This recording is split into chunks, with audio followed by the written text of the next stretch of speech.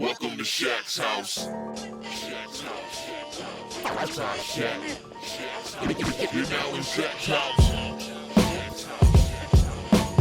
Shaq's house. Welcome to Shaq's house. What's going on, Shaq Housers? How you doing? It's your boy, the one and only Shaq House here.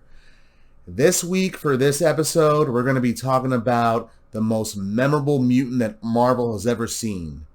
Who we talking about? Xabi, who goes by the code name Forget-Me-Not. Yeah, you never heard of him either, have you? That's because his power is pretty impressive. It's like, when you're not paying attention to him, you forget all about him. And even machines can't see him either. It's kind of a lonely existence if you had that power, but think of the useful applications that it's got. And also, we're going to be talking about a little bit of quantum physics in here too. And check below for my video that I did on Longshot, Roulette, and Iska the Unbeaten, the Luck Be a Mutant video where I discuss luck and how it relates to real quantum physics theories. So check that out for a related video. But for right now, learn all about the memorable history of Xabi, aka Forget-Me-Not. Check it out. Haha! There isn't much known about the background of the mutant known as Forget-Me-Not, except that his first name is Xabi. He says that he's been an X-Man for several years and that Professor Xavier approached him to offer him membership on the team, but the furthest back into the X-Men's adventures that he definitively participated in was during the Utopia era, in which they lived on a raised island off the coast of San Francisco. During this period, Professor Xavier's son, Legion, altered reality into the Age of X, convincing all the mutants on the island that they were part of a perpetual siege on their home of Fortress X.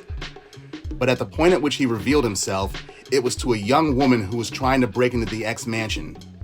The mansion's security barrier nearly consumed her, so Xabi attempted to calm her down to slow the process by talking about himself and his history. He explained his power to the young woman, who, as it turns out, was a scarred abuse victim who was a major fan of the X-Men. Forget-Me-Not's power allowed him to walk upon the battlefield without being noticed by living enemies or their weapons. In the Age of X, he loved the thrill of the daily battles and knew that if he ever died, then Legacy, that's the Age of X's version of Rogue, would find him and absorb his memories into herself as a living mutant memorial. But this moment of forever being remembered was why he fought so hard in that reality, as being noticed was his greatest desire. Eventually, the X-Men solved the mystery of the Age of X and the world returned to normal. Some of the mutants chose to have their memories of the time in the Age of X erased, but others chose to keep them. Of course, Xabi belonged to the latter group, having made some treasured memories. When the X-Men formed a schism, Xabi chose to travel back to Westchester with Wolverine's group to reform the school as the Jean Grey Institute. But he was devastated when Professor Xavier was killed during the X-Men vs. Avengers crossover, as Xavier was the only man who truly knew of his existence and he was now gone. He became depressed once more at not being noticed and started looking into ways that he can get rid of his power. He found Michael Pointer, aka Weapon Omega, a mutant with the power to absorb the abilities of other mutants. At the time, Omega was in contact with the X-Men due to his friend and fellow mutant power copier, the Mimic. Forget-Me-Not traveled in search of the pair, determined for Weapon Omega to either take his power or kill him, as Xabi did not care either way at this point.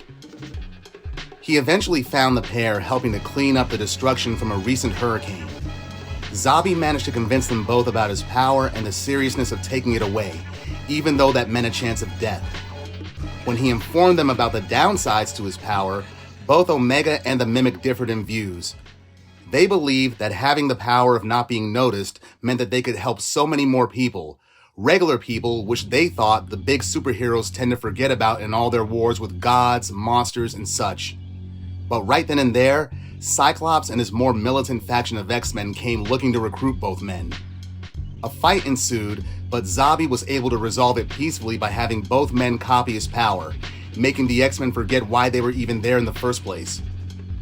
Omega actually agreed to take Xabi's power, but asked him if that's what he really wanted and if he was ready for such a big change. Xabi did start to have second thoughts, and while he pondered his decision, the two men forgot all about him and flew away. So Forget-Me-Not went back to the X-Mansion with a new determination to use his power in a way that mattered.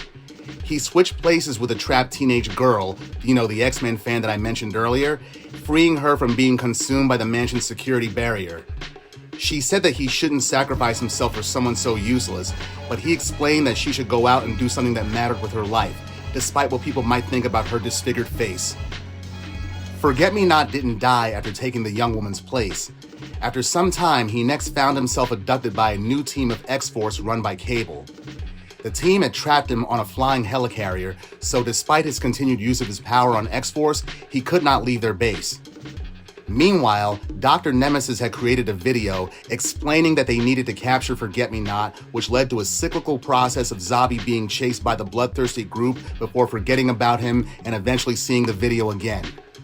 But in the downtime, Xabi was witness to the team's idiosyncrasies, including perhaps inappropriate sexual relationships between some of the team members, but he also made friends with the seemingly sentient robots that were not affected by his power. Eventually, Dr. Nemesis created a coffee substance powerful enough to allow him to remember Xabi and explain the reason they needed his power. But Xabi was annoyed that he was simply not asked to help rather than being kidnapped, but still agreed to put on a power inhibitor. This triggered a spy robot network controlled by X-Force's enemies to register a new person. A drone quickly appeared and was captured by X-Force with the intention of following it back to its point of origin when Xabi's power reactivated. But this did not happen, so the psychotic X-Force member known as Phantom X, he revealed that his super brain had always allowed him to remain Xabi and shot him dead, causing the drone to leave. Phantom X went rogue and was using the Volga virus to increase his own power. But later, Hope Summers had the rest of X-Force and Xabi distract Phantom X during a fight, while she copied the superhuman intelligence of Dr. Nemesis so that she and Nemesis could double-team a cure for the Volga virus. Hope relied on the cure being linked to Phantom X and psychically caused him to sense all the pain and weakness of her teammates. This overwhelmed Phantom X and caused him to purge all impurities from his body. This resulted in him losing the powers and curing the virus, which Hope promptly copied. Meanwhile, the now defenseless Phantom X was being beaten down by his former teammates, including the man he nearly killed, Xabi. Forget-Me-Not later resurfaced on Krakoa, where he was the partner of the probationary non-mutant Cain Marko, aka the unstoppable Juggernaut. The Juggernaut was wearing a special device that would allow him to remember Forget-Me-Not, but he annoyingly kept forgetting to wear it, making Xabi's job all the more frustrating, especially when Cain claimed solo credit for their deeds. This included confronting a newly arrived mutant named Paulie, whom human authorities wanted in connection with his recently dead wife. Additionally, Xabi had developed a crush on his fellow mutant, the gravity-manipulating Lost, though she never remembered his compliments, of course. But Xabi refused to condemn Paulie until they had all the information, and during questioning and checking the records, he was able to determine that his wife died of lung cancer, which unfortunately was a side effect caused by Paulie's own smoke powers. Despite this, Xabi did manage to get a date with Lost, which apparently went quite well. However, Lost did not remember the lovely time they had, including the lobster dinner and the tequila karaoke afterwards. In order to prevent such a disappointing outcome from happening again in the future, Xabi insisted that Lost wear the same device that the Juggernaut wore to remember him. As they were discussing this, they came across Doug Ramsey, aka Cypher, at the base of Nightcrawler's home, stating that he could not gain access and that some sort of evil presence was inside. The Juggernaut took that as a challenge, but was rebuffed by some kind of invisible barrier. Lost claimed that there was a secret entrance for Nightcrawler's late-night guests, to which Xabi asked jealously if she knew that because she was one of them.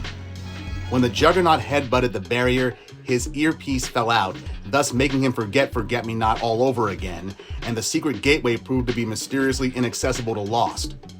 Eventually, though, they were able to identify the Super Sentinel Nimrod as the evil force inside. As Lost and the Juggernaut attempted to contact Legion for help, the forgotten Xabi successfully gained access to the teleportation gate, as the technology could not detect him. Inside, he was able to contact the Juggernaut and explain that Nimrod was nearly finished hacking Krakoa using a techno-organic infection from Cypher's friend, Warlock. Right after relaying this information, Xabi was stabbed through the chest by Nimrod. Lost found Cain's discarded earpiece and put it on, remembering the lovely date that she and Xabi had shared. She talked to Xabi through the comms and heard how injured he was, demanding that everybody get inside, which was finally accomplished through the combined efforts of the Juggernaut empowered by the hellfire of the Spirit of Variance. Once inside, the team was massively outgunned in trying to free Warlock and stop Nimrod, but just when all seemed hopeless, Forget-Me-Not yelled to Lost to remember him as he dove towards Warlock and freed him, just before being vaporized by a sentinel. But during the melee that occurred as Nimrod was being purged, Lost's earpiece fell out, and unfortunately, nobody remembered the heroic sacrifice of Xabi. Forget-Me-Not was killed and was sadly left as a skull on the floor, and his friends all thought that they had accomplished their mission with no casualties. He was eventually resurrected and recently joined the most latest incarnation of X Factor. Okay, here's an explanation on how Forget-Me-Not's ability works. Forget-Me-Not's mutant power was originally thought to be that he could generate a psionic mnemonic field, one which edited him from the memories of everyone around him when he was not being directly perceived. Because of this power, he was thought to be imperceptible to people and telepathy, and the field was thought to interfere with individuals' aim and the targeting telemetry of mechanical devices. But in actuality, his mutant power is to exist in a state of existential superposition, making him difficult to perceive indirectly. Outside of direct line of sight or other immediate forms of perception, he becomes a living quantum unresolvable. This makes him compulsively forgettable so that people forget having ever met him, even by the next time that they encounter him, which could be seconds later. Mechanical systems fail to properly resolve his presence, making him invisible to electronic surveillance or electronically triggered traps, computerized targeting array systems, etc. But there are certain ways to circumvent his power. Phantom X's senses were strong enough to continuously detect Forget-Me-Not, allowing him to retain awareness of him even when it was non-visual. Professor X could not remember Xabi, however, so he made himself remember with a telepathic cue that reminded him at every hour. Generally, telepathic awareness of him is rather erratic. Mental contact, like visual contact, could be quickly lost due to distraction. Some fun facts. The only thing known about Forget-Me-Not's history is that his first name is Xabi, and because of the nature of his power and his age, his mutation had to have manifested during his adolescence, otherwise he would have never survived to adulthood. In his first appearance, Forget-Me-Not claims that he has been an X-Man for 6 years, but taking his power and Marvel's sliding timescale into consideration, it's difficult to place exactly when he joined the X-Men. But one panel shows him helping the X-Men fight the Brood, which shows that he had to have joined the X-Men sometime in the 1980s. His power makes social interaction nearly impossible, and he may have been a social outcast in high school since his power seemed to have latched onto that theme. He was offered membership by Professor Xavier, who was the only person who knew of his existence due to a psychic hourly reminder placed upon himself. Also, his first appearance is essentially a one-shot that takes into account the runs of the 1991 X-Men series and the X-Men Legacy series. The 91 X-Men series changes name to New X-Men starting at issue number 114, and then back to X-Men by issue 157. It then changes name again to X-Men Legacy by issue 208, and kept it all the way through the cancellation of the title in X-Men 275. X-Men Legacy, the second series, a new series, was launched soon after and ran for 24 issues until its cancellation. Taking into account the length of the two runs combined, Forget-Me-Not's first appearance was in the 300th issue. Okay, here are some thoughts about his power. His power makes him a walking quantum unresolvable, but what is that exactly? Well, a quantum unresolvable is a metaphor drawn from quantum physics. Here's the essence. In quantum theory, particles like electrons exist in a superposition of possible states until they are directly observed. At that point, possibilities collapse into a definitive state. Forget-Me-Not lives in existential superposition. He exists, but can't be resolved unless directly observed. When you look away or aren't focused on him, your brain loses the power to collapse the wave function of his presence, so you'll lose memory of him. Likewise, machines cannot determine his state well enough to act on it. Thus, quantum unresolvable means that Xabi's existence cannot be properly resolved by minds or machines unless they're actively observing him, and even then, the resolution is fleeting. He's a walking uncertainty principle. He's like Schrodinger's cat. You know, the experiment where you put a cat inside of a box with a poisonous item and you won't know until you actually open the box if the cat is dead or alive. For more on that, check at the bottom of my description in the Luck Be a Mutant video that I did. But what are the pros and cons to his power? Well, here are the pros. Number 1, it's the perfect stealth. His existential superposition makes him undetectable by surveillance, AI, and even most telepaths. He can move through secure facilities unnoticed and unrecorded. This makes him ideal for infiltration, intelligence gathering, or covert operations. Number 2, he's immune to targeting. Weapon systems, including mutant targeting tech, cannot resolve his presence, so he can't be easily shot, locked onto, or preemptively defended against.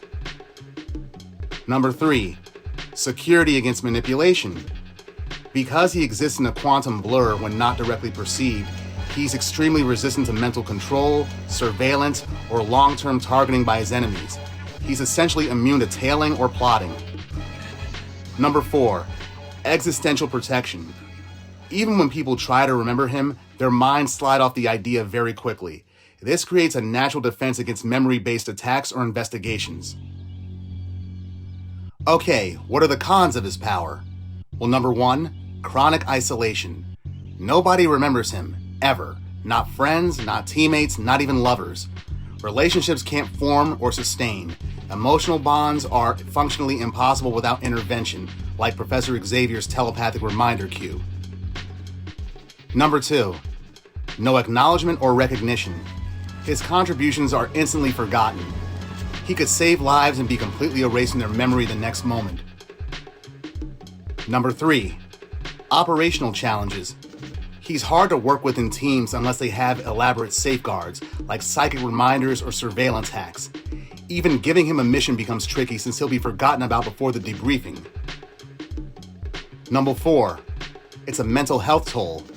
The psychological burden of being perpetually forgotten is staggering. It's a form of living erasure, like being a ghost in real time. It can lead to feelings of worthlessness, depression, and identity crises. And number 5, not totally infallible. Some powerful beings like Phantom X can perceive him. If such individuals are hostile, then he has fewer defenses. So in essence, Forget-Me-Not's power is the ultimate blend of quantum physics meets psychological tragedy. He's a ghost in the flesh, existing fully but remembered by no one.